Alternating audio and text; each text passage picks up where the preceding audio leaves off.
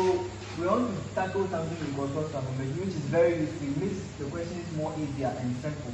Okay, when you are dealing with, especially when it's objective and you want to move fast. Okay.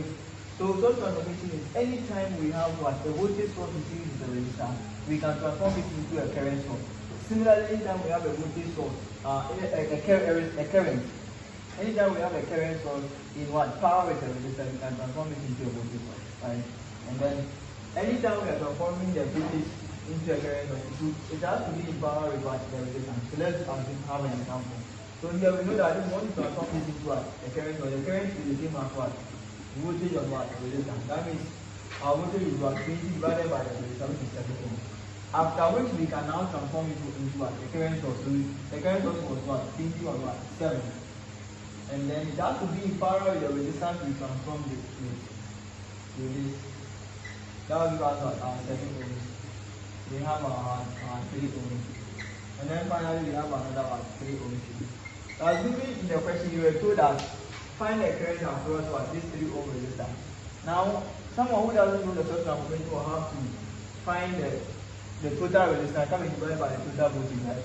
After that, you find the voltage across the current across this one. But if you do the source transformation, you get something like this. You can now what use current to find the current straight. Yeah. Right. So that is all about source transformation. And then you can also transform what a current source in parallel with what a resistor into what a voltage source.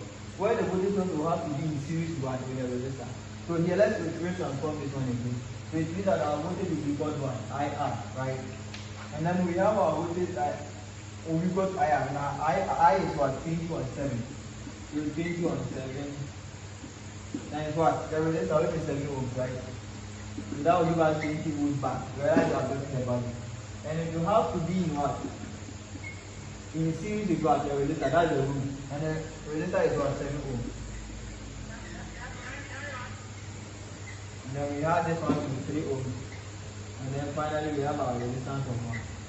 3 ohms here. So that is all about our source transformation.